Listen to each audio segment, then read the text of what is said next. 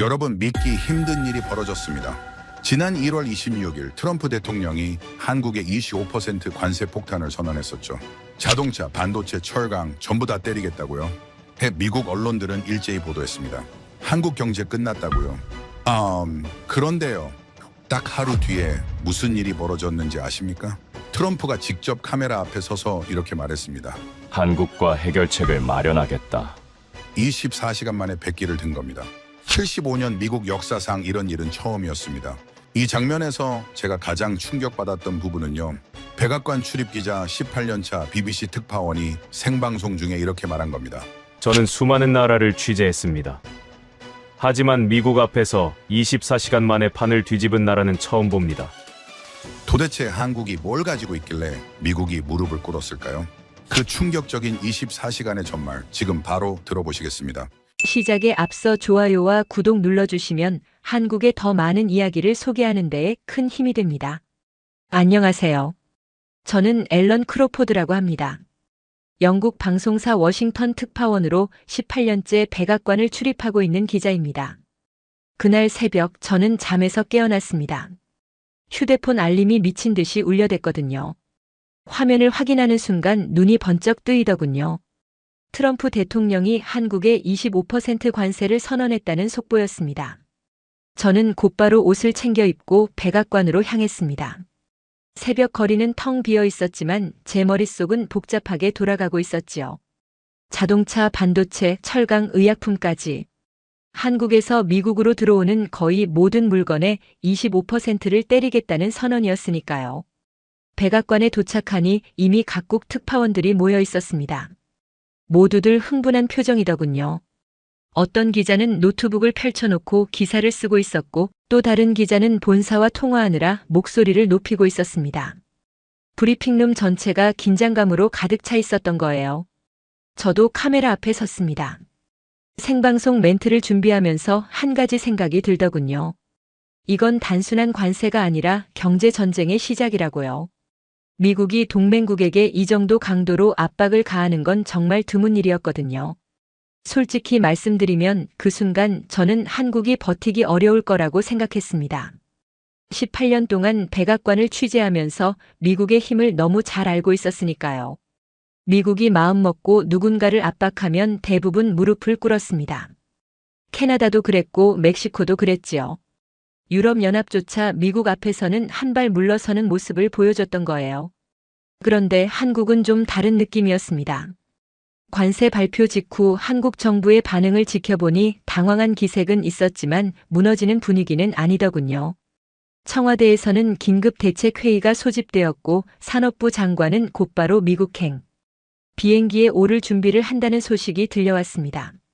저는 그때 이상한 예감이 들었습니다. 뭔가 제가 모르는 게 있는 것 같았거든요. 미국이 이렇게 강하게 나오는데 한국이 왜 저렇게 차분할 수 있는 걸까? 분명 뭔가 카드가 있는 게 아닐까 하는 생각이 스쳐 지나갔지요. 그날 오전 백악관 브리핑이 열렸습니다. 대변인은 자신만만한 표정으로 연단에 섰더군요. 한국이 합의를 이행하지 않았기 때문에 정당한 조치라고 설명했습니다. 기자들 사이에서 질문이 쏟아졌지만 대변인은 여유롭게 답변을 이어갔어요. 마치 이미 승리를 확신하는 것 같은 태도였습니다. 하지만 저는 한 가지가 계속 마음에 걸렸습니다. 왜 하필 지금이었을까요? 한국과 미국은 불과 몇 달 전에 무역 합의를 했었거든요. 관세를 15%로 낮추기로 하고 양측 다 사인까지 했던 겁니다. 그런데 갑자기 25%로 올리겠다니. 뭔가 급하게 돌아가는 느낌이었지요. 취재를 하면서 여러 소식통을 접촉해봤습니다. 그랬더니 흥미로운 얘기가 들려오더군요. 트럼프 대통령이 최근 지지율 하락으로 고전하고 있다는 거였어요. 국내 정치가 어려워지니까 외부로 시선을 돌리려는 게 아니냐는 분석이었습니다. 한국을 본보기로 삼아서 협상의 달인이라는 이미지를 되찾으려 한다는 거지요. 저는 그날 밤 숙소로 돌아오면서 생각했습니다. 과연 한국이 어떻게 대응할까? 미국의 요구대로 고개를 숙일 것인가? 아니면 맞서 싸울 것인가? 18년 경력의 기자로서 솔직한 예측을 하자면 저는 한국이 결국 협상 테이블에 앉을 거라고 봤습니다. 그런데요. 제가 완전히 틀렸던 겁니다. 다음 날부터 믿기 어려운 일들이 벌어지기 시작했거든요. 한국을 압박하려던 미국이 오히려 궁지에 몰리는 상황이 펼쳐진 겁니다. 그날 오후 백악관 분위기는 완전히 축제 같았습니다. 복도를 지나가는 관료들 표정이 하나같이 밝더군요. 마치 이미 전쟁에서 이긴 것처럼 보였지요. 저는 브리핑룸 한쪽에 자리를 잡고 주변을 살폈습니다. 동료 기자들 사이에서도 비슷한 이야기가 오가고 있었어요. 한국이 버틸 수 있겠느냐는 거였습니다. 점심 무렵 백악관 고위 관계자와 짧게 이야기를 나눌 기회가 있었습니다. 그는 커피를 마시면서 아주 여유로운 표정을 짓더군요. 한국은 수출로 먹고 사는 나라라서 미국 시장을 잃으면 치명타라고 했습니다. 길어야 일주일이면 협상 테이블에 나올 거라는 예측이었지요. 저도 그 말이 틀리지 않다고 생각했던 게 사실입니다. 그때까지만 해도 미국 안에서는 낙관론이 지배적이었습니다. 언론들도 마찬가지였어요. 한국 경제가 받을 타격을 분석하는 기사들이 쏟아졌고 어떤 매체는 한국 자동차 업계가 최대 5조 원 손실을 볼 거라는 전망을 내놓기도 했습니다. 수치들이 구체적으로 나오니까 한국이 정말 곤경에 처한 것처럼 느껴지더군요. 저는 한국 측 반응을 취재하기 위해 여러 경로로 접촉을 시도했습니다. 주미 한국 대사관에도 연락을 넣었지만 공식적인 답변만 돌아왔지요. 정부 차원의 대응을 준비 중이라는 짧은 문장이 전부였습니다. 속내를 알 수가 없었어요. 다만 한 가지 눈에 띄는 점이 있었습니다. 한국 쪽에서 당황하거나 급하게 움직이는 기색이 별로 없더라는 거였지요. 그 무렵 저는 미국 무역대표부 출신 전문가를 만났습니다. 그는 한국이 상당히 까다로운 상대라고 말하더군요. 과거에도 협상 테이블에서 물러서지 않고 끝까지 버틴 적이 여러 번 있었다고요. 하지만 이번에는 상황이 다르다고 덧붙였습니다. 25%라는 숫자가 너무 크기 때문에 한국으로서는 선택지가 없을 거라는 분석이었지요. 저녁이 되자 백악관에서 추가 브리핑이 열렸습니다. 대변인은 다시 한번 미국의 입장을 강조했어요. 무역협정은 반드시 지켜져야 하고 한국이 약속을 이행하지 않았기 때문에 불가피한 조치라는 내용이었습니다. 질문을 받는 내내 대변인 얼굴에는 미소가 떠나지 않았지요. 그 모습을 보면서 저는 미국이 정말 자신 있구나 하고 느꼈던 기억이 납니다. 브리핑이 끝나고 동료 기자들과 이야기를 나눴습니다. 프랑스 특파원은 한국이 결국 굴복할 거라고 했고 일본 기자는 과거 사례를 들먹이며 비슷한 전망을 내놓았지요. 모두가 한 목소리였습니다. 미국을 상대로 버틴 나라가 어디 있느냐는 거였어요. 저 역시 그 흐름에서 크게 벗어나지 않았습니다. 그런데 그날 밤 숙소로 돌아오는 길에 이상한 소식이 들려왔습니다. 뉴욕 증시에서 일부 기술주가 흔들리고 있다는 거였지요. 처음에는 대수롭지 않게 생각했습니다. 시장이 관세 뉴스에 민감하게 반응하는 건 늘 있는 일이니까요. 하지만 흔들리는 종목들을 자세히 보니까 좀 이상했어요. 한국 기업이 아니라 미국 기업들이었던 겁니다. 엔비디아, 애플, 구글 같은 거대 기술 기업 주가가 미세하게 떨어지고 있었습니다. 왜 그런지 이유를 알 수 없었지요. 한국의 관세를 때리는데 왜 미국 기업들이 영향을 받는 걸까? 그때는 그냥 일시적인 현상이겠거니 했습니다. 하지만 그게 시작이었던 거예요. 제가 전혀 예상하지 못했던 방향으로 사태가 흘러가고 있었던 겁니다. 그날 밤 저는 노트북을 펼치고 취재 노트를 정리했습니다. 미국의 자신감, 한국의 침묵, 그리고 증시의 미세한 변화. 이 세 가지가 어떻게 연결되는지 아직은 알 수 없었지요. 다만 기자로서 직감이 뭔가 이상하다고 속삭이고 있었습니다. 18년 동안 백악관을 취재하면서 길러진 감각이었지요. 뭔가 놓치고 있는 게 있다는 느낌이 계속 들었습니다. 잠자리에 들기 전에 한국 관련 자료를 좀 더 찾아봤습니다. 한국 경제 구조, 주요 수출 품목, 미국과의 교역 규모 같은 것들이요. 그러다가 한 가지 흥미로운 통계를 발견했습니다. 한국이 반도체 분야에서 세계 시장의 상당 부분을 차지하고 있다는 내용이었지요.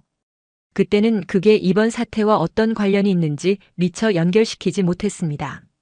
하지만 그 숫자가 나중에 모든 것을 뒤바꿔 놓을 줄은 정말 몰랐던 거예요. 다음 날 아침 저는 평소처럼 백악관으로 출근했습니다. 그런데 브리핑룸 분위기가 전날과 확연히 달랐어요. 관료들 표정이 어딘가 굳어 있었고 복도에서 오가는 대화 소리도 한결 낮아진 느낌이었지요. 무슨 일인가 싶어서 동료 기자에게 물어봤더니 그도 정확한 상황은 모르겠다고 했습니다. 그날 오전 중으로 이상한 소식들이 하나둘씩 들려오기 시작했습니다. 실리콘밸리 쪽에서 난리가 났다는 거였지요. 처음에는 무슨 말인지 잘 이해가 안 됐습니다. 한국의 관세를 때리는데 왜 실리콘밸리가 문제가 되는 건지 연결고리를 찾을 수 없었거든요. 점심 무렵 좀 더 구체적인 정보가 들어왔습니다. 미국의 대형 기술기업 최고 경영자들이 백악관에 항해 전화를 쏟아붓고 있다는 거였어요. 엔비디아, 애플, 구글 같은 거대 기업들이 한 목소리로 불만을 터뜨리고 있다는 소식이었지요. 도대체 무슨 일이 벌어지고 있는 건지 감이 잡히지 않았습니다. 저는 급히 취재에 나섰습니다. 기술업계 출입 기자들과 연락을 주고받으면서 상황을 파악하려고 했지요. 그러다가 핵심적인 이야기를 듣게 되었습니다. 한국이 인공지능 반도체 시장에서 압도적인 점유율을 가지고 있다는 거였어요. 고대 역폭 메모리라는 부품인데 이게 없으면 인공지능 칩이 돌아가지 않는다고 하더군요. 처음에는 그게 얼마나 심각한 문제인지 체감이 안 됐습니다. 반도체야 다른 나라에서도 만들 수 있는 거 아닌가 싶었지요. 하지만 자료를 더 찾아보니까 상황이 생각보다 훨씬 복잡했습니다. 그 특수한 반도체는 전 세계에서 딱 3개 회사만 만들 수 있는데 그중 2개가 한국 기업이었던 겁니다. 숫자를 확인하는 순간 저는 충격을 받았습니다. 한국 기업 2곳이 합쳐서 세계 시장의 79%를 차지하고 있었거든요. 미국 기업은 고작 21% 정도였지요. 제가 이 수치를 처음 봤을 때 정말 눈을 의심했습니다. 인공지능 시대의 핵심 부품을 한국이 거의 독점하고 있다니 전혀 예상하지 못했던 사실이었어요. 이게 왜 문제가 되느냐면 미국의 기술 패권이 인공지능에 달려있기 때문입니다. 엔비디아의 칩이 없으면 인공지능 서비스가 돌아가지 않고 그 칩이 제대로 작동하려면 한국의 메모리 반도체가 반드시 필요한 구조였지요. 쉽게 말해서 한국 반도체가 끊기면 미국 인공지능 산업 전체가 멈춰버릴 수도 있다는 얘기였습니다. 오후가 되자 상황이 더 심각해졌습니다. 기술 기업들이 단순히 항의만 하는 게 아니라 구체적인 경고를 보내기 시작한 거였어요. 한국과 무역 마찰이 커지면 반도체 공급에 문제가 생길 수 있다는 내용이었지요. 그러면 자기들 제품 생산이 중단되고 미국 경제 전체에 타격이 갈 거라는 겁니다. 저는 이때부터 백악관 분위기가 달라지는 걸 느꼈습니다. 아침까지만 해도 자신만만했던 관료들 얼굴에 어둠이 깔리기 시작하더군요. 브리핑룸을 오가는 발걸음도 부산해졌고 곳곳에서 긴급 회의가 열리는 것 같았지요. 뭔가 계획대로 흘러가지 않고 있다는 느낌이 역력했습니다. 그날 저녁 뉴스 보도를 보니까 증시 상황이 더 악화되어 있었습니다. 미국 기술주들이 상당 폭으로 하락했고 시장 전체가 불안정한 모습을 보이고 있었지요. 반면에 한국 증시는 생각보다 선방하고 있었습니다. 관세 폭탄을 맞았는데도 크게 무너지지 않았던 거예요. 이건 뭔가 이상했습니다. 저는 그때서야 깨닫기 시작했습니다. 미국이 한국을 압박하려고 했는데 오히려 미국 자신이 곤란해지는 상황이 펼쳐지고 있었던 거지요. 한국을 때리면 한국만 아픈 게 아니라 미국도 같이 아프다는 사실을 아무도 예상하지 못했던 겁니다. 적어도 저는 그랬고 백악관도 마찬가지였던 것 같았어요. 숙소로 돌아오면서 저는 한 가지 질문을 계속 생각했습니다. 한국이 언제부터 이렇게 중요한 나라가 된 걸까? 제가 알던 한국은 자동차와 가전제품을 잘 만드는 나라였지요. 그런데 어느새 인공지능 시대의 심장을 쥐고 있는 나라가 되어 있었던 겁니다. 솔직히 부끄러운 고백이지만 저는 그때까지 한국의 진짜 힘을 전혀 몰랐던 거였어요. 다음 날 저는 반도체 산업을 전문적으로 취재하는 기자를 만났습니다. 그에게서 들은 이야기는 제가 알고 있던 세계를 완전히 뒤바꿔 놓았지요. 한국이 단순히 반도체를 잘 만드는 나라가 아니라 인공지능 시대 자체를 움직이는 핵심 축이라는 걸 그때 처음 제대로 이해하게 되었습니다. 그 기자가 보여준 자료를 보면서 저는 입을 다물 수가 없었습니다. 한국의 두 반도체 기업이 고대 역폭 메모리 시장에서 차지하는 점유율이 거의 80%에 달했거든요. 한 회사가 57%, 다른 회사가 22%를 가져가고 있었지요. 미국 기업은 21% 정도밖에 안 됐습니다. 게다가 기술 격차가 최소 2년 이상이라는 분석도 있었어요. 이 숫자가 왜 중요하냐면 인공지능 칩의 성능이 이 메모리에 달려있기 때문입니다. 아무리 좋은 칩을 만들어도 고대역 폭메모리가 없으면 제대로 된 성능을 낼 수 없다고 하더군요. 쉽게 비유하자면 아무리 좋은 자동차 엔진이 있어도 연료가 없으면 달릴 수 없는 것과 같은 이치였지요. 저는 그제야 왜 실리콘밸리가 난리가 났는지 이해할 수 있었습니다. 엔비디아의 인공지능 칩은 전 세계 시장의 90%를 장악하고 있는 핵심 제품이에요. 그런데 그 칩이 제대로 돌아가려면 반드시 한국 반도체가 필요한 거였습니다. 한국 없이는 엔비디아도 존재할 수 없는 구조였던 거지요. 기자는 좀 더 충격적인 이야기를 들려줬습니다.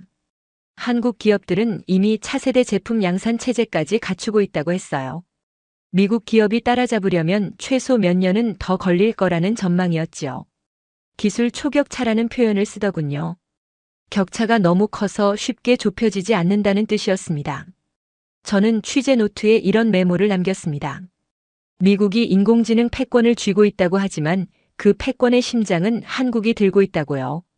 겉으로 보면 미국이 강해 보이지만 속을 들여다보면 한국 없이는 버틸 수 없는 구조였던 겁니다. 이건 제가 기자 생활을 하면서 발견한 가장 놀라운 사실 중 하나였어요.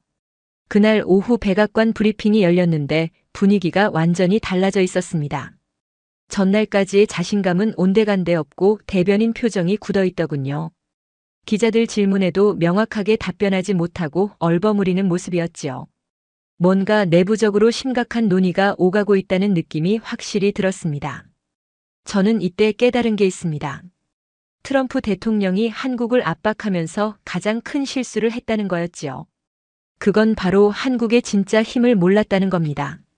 자동차나 철강 같은 전통 산업만 생각하고 반도체라는 핵심 카드를 간과했던 거예요. 그 카드가 얼마나 강력한지 아무도 제대로 계산하지 않았던 겁니다. 실리콘밸리의 압박이 계속되면서 백악관 안에서도 의견이 갈리기 시작했습니다. 강경파는 계속 밀어붙여야 한다고 했고 온건파는 재검토가 필요하다고 주장했지요.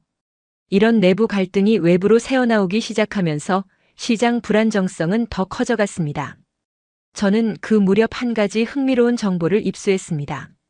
한국 반도체 기업들이 올해 예상 영업이익이 어마어마하다는 거였어요. 두 기업 합쳐서 200조 원이 넘을 거라는 전망이 나오고 있었지요. 200조 원이면 웬만한 나라 국가 예산과 맞먹는 규모입니다. 그만큼 세계 시장에서 한국 반도체의 입지가 압도적이라는 뜻이었어요. 이 장면에서 제가 가장 충격받았던 부분은 미국의 무력함이었습니다. 세계 최강 대국이라는 미국이 동맹국인 한국을 압박하려다가 오히려 자기 발등을 찍는 상황이 벌어진 거지요. 힘으로 밀어붙이면 다 될 줄 알았는데 현실은 그렇게 단순하지 않았던 겁니다. 한국이 쥐고 있는 카드가 생각보다 훨씬 강력했던 거예요. 그날 밤 저는 본사에 특별 리포트를 보냈습니다. 한국발 반도체 리스크가 미국 경제를 흔들고 있다는 내용이었지요. 기사가 나가자마자 반응이 폭발적이었습니다. 유럽 쪽에서도 비슷한 관심이 쏟아지더군요. 한국이 이렇게 중요한 나라였느냐는 질문들이 많았습니다.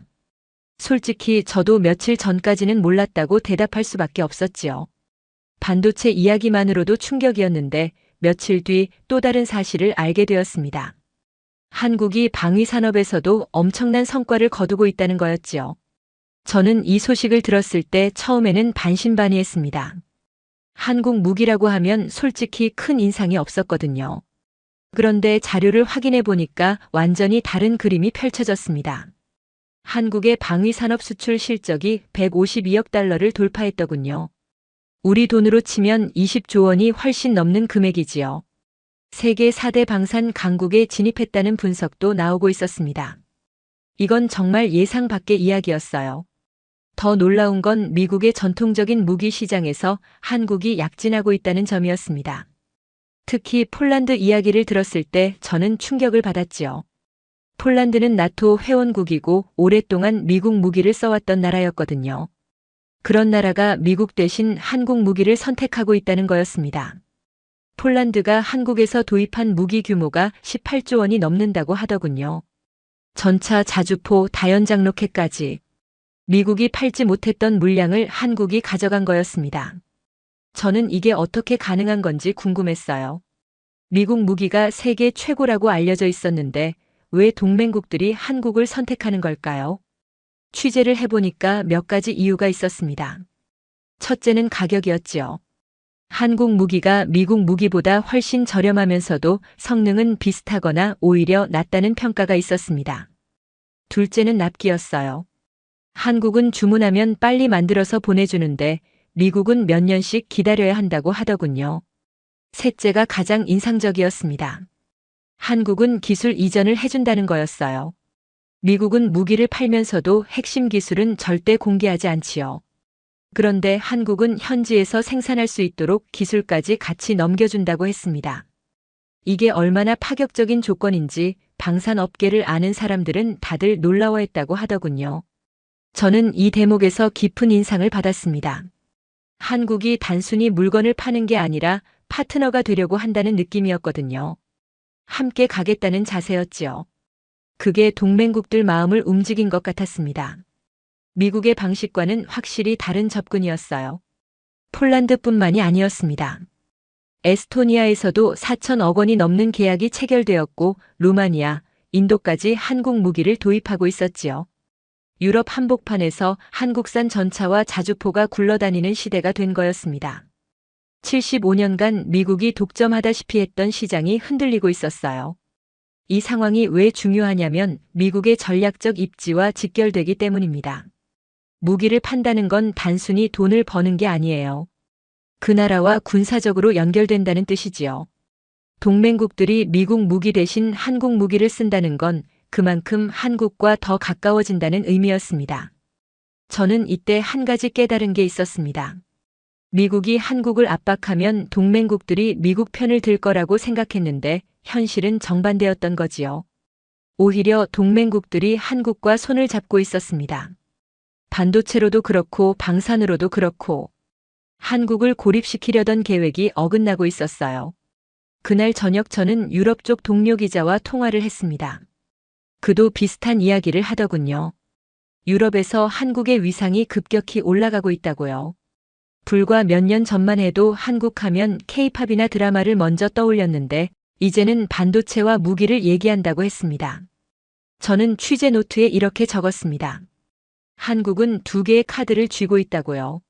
하나는 인공지능 시대의 심장인 반도체이고 다른 하나는 동맹국들과의 신뢰를 쌓은 방위산업이었지요. 이 두 가지가 합쳐지면서 한국은 미국조차 함부로 건드릴 수 없는 나라가 되어 있었던 겁니다. 제가 이걸 깨닫는데 꼬박 며칠이 걸렸지만 백악관도 비슷한 시간이 필요했던 것 같았어요. 관세 발표 이후 며칠이 지나면서 백악관 분위기가 급격히 바뀌었습니다. 처음에는 활기차고 자신감 넘치던 곳이 점점 어두워지더군요. 복도에서 마주치는 관료들 표정이 굳어 있었고 브리핑룸에서는 긴장감이 감돌았지요. 뭔가 심각한 일이 벌어지고 있다는 게 피부로 느껴졌습니다. 가장 눈에 띄는 변화는 대변인의 태도였습니다. 전에는 기자들 질문에 여유롭게 답하던 사람이 말을 아끼기 시작하더군요. 한국 관련 질문이 나오면 준비된 문구만 반복하고 빠르게 넘어가는 모습이었지요. 구체적인 답변을 피하고 있다는 느낌이 확실했습니다. 저는 그 무렵 백악관 내부 소식통을 통해 흥미로운 정보를 입수했습니다. 실리콘밸리의 압박이 상상 이상으로 거세다는 거였어요. 대형 기술기업 최고 경영자들이 연이어 전화를 걸어왔고 일부는 직접 워싱턴까지 날아왔다고 하더군요. 그들의 메시지는 하나였습니다. 한국과 싸우면 우리가 먼저 죽는다는 거였지요. 저는 그때 한 장면을 상상했습니다. 세계 최대 기술기업의 수장들이 백악관 문을 두드리는 모습이요. 평소에는 정부가 기업에게 뭔가를 요구하는 입장인데 이번에는 반대였던 거지요. 기업들이 정부에게 제발 멈춰달라고 사정하는 상황이 펼쳐진 겁니다. 미국 역사에서 이런 일이 얼마나 있었을까요? 압박은 실리콘밸리만이 아니었습니다. 자동차 업계에서도 우려의 목소리가 나왔고 월스트리트에서도 불안감이 커지고 있었지요. 증시가 계속 흔들리면서 경제 전반에 악영향이 미칠 수 있다는 경고가 쏟아졌습니다. 한국을 압박하려다가 미국 경제 전체가 휘청거리는 역설적인 상황이 벌어진 거였어요. 백악관 안에서도 의견이 갈리기 시작했습니다. 강경파는 처음 계획대로 밀어붙여야 한다고 주장했지요. 여기서 물러서면 미국의 위신이 땅에 떨어진다는 논리였습니다. 반면 온건파는 현실을 직시해야 한다고 했어요. 반도체 공급망이 끊기면 피해가 너무 크니까 협상으로 방향을 틀어야 한다는 입장이었지요. 저는 이 갈등을 지켜보면서 묘한 감정을 느꼈습니다. 미국이 이렇게 흔들리는 모습을 18년 동안 거의 본 적이 없었거든요. 대개는 미국이 결정하면 다른 나라들이 따라오는 구도였지요. 그런데 이번에는 달랐습니다. 미국이 결정을 했는데 그 결정 때문에 자기 자신이 곤란해지는 상황이었어요. 그 무렵 유럽에서도 반응이 나오기 시작했습니다. 나토 동맹국들이 미국의 조치를 우려하는 목소리를 냈지요. 한국과의 관계가 악화되면 자기들도 영향을 받는다는 거였습니다.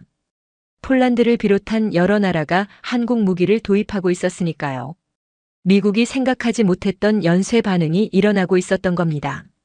저는 그때 한 가지 사실을 분명히 깨달았습니다. 한국을 고립시키려던 미국의 계획이 완전히 역효과를 낳았다는 거지요. 한국은 고립되지 않았고 오히려 미국이 고립되는 모양새가 되어버렸습니다. 동맹국들은 한국 편이었고 미국 기업들도 한국이 필요했으니까요. 브리핑룸에서 저는 대변인에게 직접 질문을 던졌습니다. 실리콘밸리의 우려에 대해 백악관은 어떤 입장이냐고요. 대변인은 잠시 머뭇거리더니 협의 중이라는 말만 반복했지요. 그 순간 저는 확신했습니다. 백악관이 출구 전략을 찾고 있다는 걸요. 더 이상 밀어붙일 수 없는 상황이라는 걸 그들도 알고 있었던 겁니다. 그날 밤 저는 숙소에서 생각에 잠겼습니다. 한국이라는 나라가 정말 대단하다는 생각이 들더군요. 미국의 압박 앞에서 무너지지 않았을 뿐 아니라 오히려 미국을 궁지에 몰아넣었으니까요. 그것도 싸우지 않고 가지고 있는 힘만으로요. 반도체와 방위산업이라는 두 개의 무기가 얼마나 강력한지 저는 그제야 제대로 이해할 수 있었습니다. 다음 날이 되면 무슨 일이 벌어질지 예감이 됐습니다. 백악관이 어떤 결정을 내릴지, 트럼프 대통령이 어떤 말을 할지, 모든 게 한 방향을 가리키고 있었지요. 미국이 물러서는 방향이요. 저는 그 순간을 놓치지 않으려고 마음을 다잡았습니다. 그날 아침 백악관 브리핑룸에 도착했을 때 분위기가 평소와 확연히 달랐습니다. 기자들 숫자가 평소의 2배는 되어 보였고 카메라도 훨씬 많았지요. 모두가 뭔가 큰 발표가 있을 거라고 예감하는 눈치였습니다. 오전 중으로 트럼프 대통령이 직접 발언할 예정이라는 소식이 들렸습니다. 관세 정책에 대한 추가 입장을 밝힐 거라고 하더군요. 저는 자리를 잡고 노트와 펜을 준비했습니다.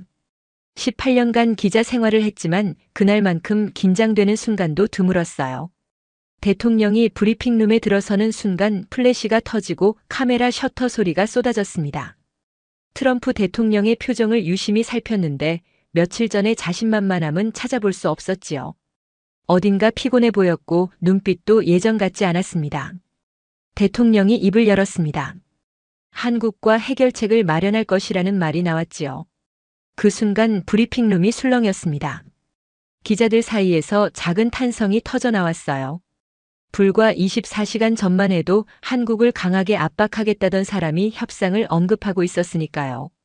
저는 그 말을 들으면서 여러 가지 감정이 교차했습니다. 놀라움도 있었고 어떤 의미에서는 당연하다는 생각도 들었지요. 며칠 동안 취재하면서 상황이 미국에 불리하게 돌아가고 있다는 걸 계속 느꼈으니까요. 하지만 이렇게 빨리 후퇴할 줄은 솔직히 예상하지 못했습니다. 대통령은 구체적인 관세 인상 시점은 밝히지 않았습니다. 협의 중이라는 말만 반복했지요. 하지만 모든 기자들이 알고 있었습니다. 이건 사실상 백기라는 걸요. 25%라고 선언해놓고 하루 만에 협상을 언급하는 건 스스로 밀어붙일 힘이 없다고 인정하는 거나 마찬가지였으니까요. 브리핑이 끝나고 기자들 사이에서 의견이 분분했습니다. 프랑스 특파원은 미국의 외교적 패배라고 했고 독일 기자는 트럼프 행정부의 전략적 실수라고 평가하더군요. 다들 비슷한 결론이었습니다. 미국이 물러섰다는 거지요. 저는 본사에 긴급 리포트를 보내면서 이렇게 썼습니다. 트럼프 대통령이 24시간 만에 후퇴했다고요. 한국을 압박하려던 계획이 역효과를 낳았고 결국 협상 테이블로 돌아올 수밖에 없었다고요. 기사가 나가자마자 반응이 폭발적이었습니다. 그날 오후 한국 정부의 반응이 나왔습니다. 차분한 톤이었지요. 미국과 협의를 진행하겠다는 내용이었는데 승리를 과시하거나 자극적인 표현은 전혀 없었습니다. 오히려 절제된 모습이었어요. 저는 그 태도가 인상적이었습니다.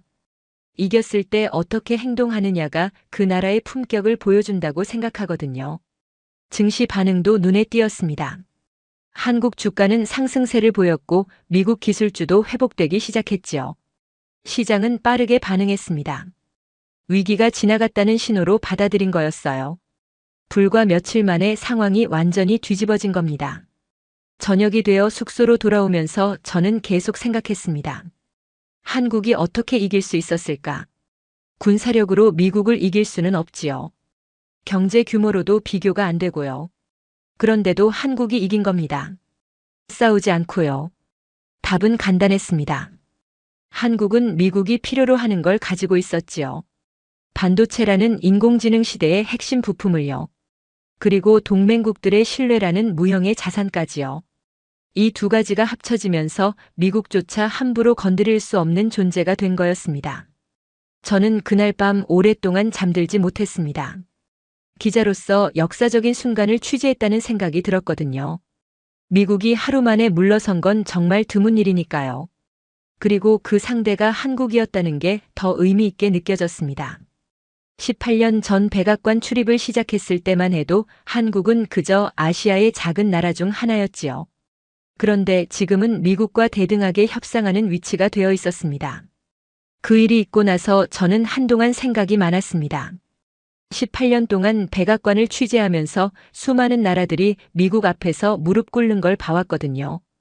캐나다도 그랬고 멕시코도 그랬고 유럽 나라들도 마찬가지였지요. 미국이 압박하면 다들 결국 고개를 숙였습니다. 그런데 한국은 달랐습니다. 미국의 압박 앞에서 무너지지 않았을 뿐 아니라 오히려 상황을 뒤집어 버렸지요. 그것도 싸우지 않고요. 총 한 방 쏘지 않고 위협적인 말 한마디 하지 않고 그냥 가지고 있는 힘만으로 미국을 물러서게 만들었습니다. 저는 이게 어떻게 가능했는지 곰곰이 생각해 봤습니다. 결론은 결국 준비의 힘이었지요. 한국은 오랜 시간에 걸쳐 반도체 산업을 키워왔고 방위 산업도 꾸준히 발전시켜왔습니다. 하루아침에 된 게 아니에요. 수십 년간 묵묵히 쌓아온 결과물이었지요. 특히 반도체 이야기가 인상 깊었습니다. 한국 기업들이 세계 시장의 79%를 차지하고 있다는 사실은 우연이 아니었거든요. 남들이 투자를 꺼릴 때 과감하게 베팅했고 기술 개발에 엄청난 자원을 쏟아부었다고 하더군요. 그 결과 기술 초격차라는 위치에 올라선 거였습니다. 방위 산업도 마찬가지였습니다. 한국 무기가 유럽에서 팔리기 시작한 게 하루아침의 일이 아니에요. 오랜 시간 품질을 증명하고 신뢰를 쌓고 가격 경쟁력까지 갖춘 결과였지요. 특히 기술 이전을 해준다는 점이 다른 나라들의 마음을 움직인 것 같았습니다. 함께 가겠다는 자세가 통한 거지요. 저는 이번 일을 통해 한 가지 중요한 교훈을 얻었습니다. 진짜 힘은 목소리가 큰 데 있는 게 아니라는 거였지요. 트럼프 대통령은 아주 강하게 으름장을 놓았습니다. 언론 앞에서 자신만만하게 선언했고 모든 사람들이 미국의 승리를 예상했지요. 하지만 결과는 정반대였습니다. 한국은 조용했습니다.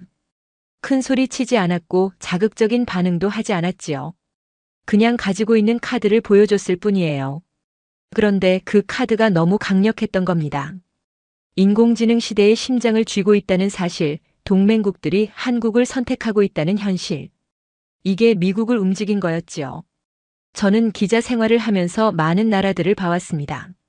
힘이 센 나라도 있었고 경제가 발전한 나라도 있었지요. 하지만 한국처럼 두 가지를 동시에 가진 나라는 드물었습니다. 첨단 기술과 제조 능력, 그리고 국제적인 신뢰까지요. 이 조합이 한국을 특별하게 만든 것 같았습니다. 이 스토리를 취재하고 나서 저는 한국에 대한 생각이 완전히 달라졌습니다. 예전에는 K-팝이나 드라마로 유명한 나라라고만 생각했거든요. 물론 문화적인 영향력도 대단하지요.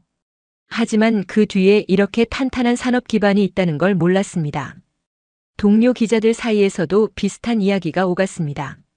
한국을 다시 봐야 한다는 거였지요. 더 이상 그저 아시아의 작은 나라가 아니라 세계 질서에 영향을 미치는 중요한 행위자라는 인식이 퍼지고 있었습니다. 저도 그 생각에 동의할 수밖에 없었어요. 저는 가끔 그때 일을 떠올리며 생각합니다. 한국이 만약 반도체 산업을 키우지 않았다면 어땠을까요? 방위 산업에 투자하지 않았다면요. 아마 미국의 압박 앞에서 버티기 어려웠을 겁니다. 다른 나라들처럼 무릎을 꿇었을지도 모르지요. 하지만 한국은 달랐습니다. 미래를 내다보고 준비했고 그 준비가 결정적인 순간에 빛을 발했지요. 이게 제가 이 사건에서 배운 가장 큰 교훈입니다. 위기는 준비된 자에게 기회가 된다는 거였어요. 저는 지금도 백악관을 출입하며 취재를 계속하고 있습니다. 하지만 그 이후로 한국 관련 뉴스가 나오면 더 주의 깊게 살펴보게 되었지요. 언젠가 또 비슷한 상황이 벌어질 수도 있다고 생각하거든요. 그때도 한국은 준비되어 있을 겁니다. 지금까지 그래왔던 것처럼요. 이 이야기를 정리하면서 한 가지 문장이 계속 머릿속을 맴돌았습니다. 한국은 두 개의 심장을 가진 나라라고요. 하나는 세계 기술을 움직이는 반도체이고 다른 하나는 동맹국들과의 신뢰입니다. 이 두 심장이 뛰는 한국은 누구 앞에서도 당당할 수 있을 거라고 저는 확신합니다. 오늘 사연은 여기까지입니다. 트럼프가 한국에 24시간 만에 항복한 스토리 어떠셨나요? 사연의 주인공에게 응원의 댓글을 남겨주세요. 지금까지 감동정거장에서 사연 전해드렸습니다. 사연이 마음에 드셨다면 좋아요와 구독 부탁드립니다. 시청해주셔서 감사합니다.